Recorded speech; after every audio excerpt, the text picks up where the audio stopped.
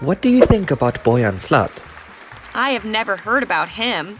Well, he is a young inventor that started around your age and spent much time and effort to create his ocean cleaning system. But who cares? His foundation aims for cleaning up the 1,000 most polluting rivers that are responsible for 80% of ocean plastic pollution.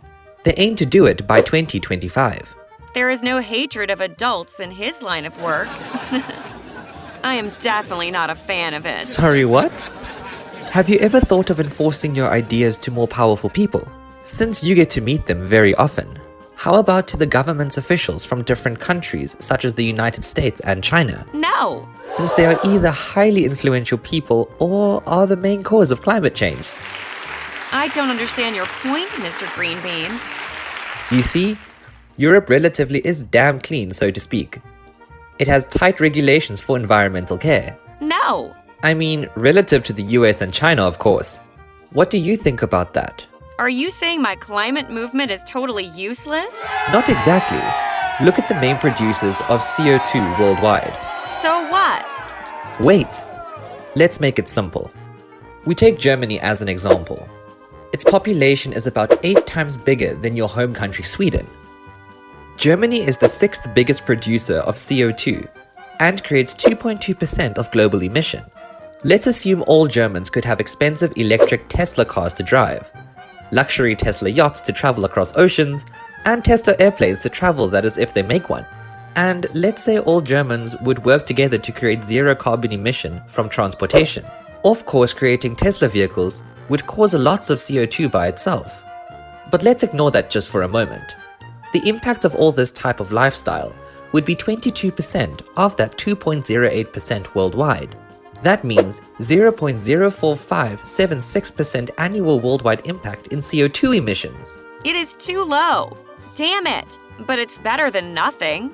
Well, it is better than nothing, but look. In Boyan Slat example, he and his team took few essential measurements to succeed in their plan. They did the plan in few steps. First step was finding the main cause of their problem. That is, finding 1,000 of the most polluting rivers. He realized that only 1% of world's 100,000 polluting rivers causes 80% of oceanic plastic pollution. Thus, he put his attention on that specific 1% of the rivers at first. That is how he came up with 1,000 most polluting rivers. Next, he found his way to talk to governments of Malaysia and Indonesia to implement his system and do the tests. That was successful and the systems are functioning now. Next, he planned to finance his project further to tackle all 1,000 rivers by 2025. His plans have a solution, a budget in which mentions how much the system costs, where it is to be implemented, and how. Furthermore, it mentions the time that they want to do it. That is by the end of 2025 if everything goes well. Have you suggested any proper solution on climate change yet? No, I did not. Because I'm just a child? So what is your point exactly?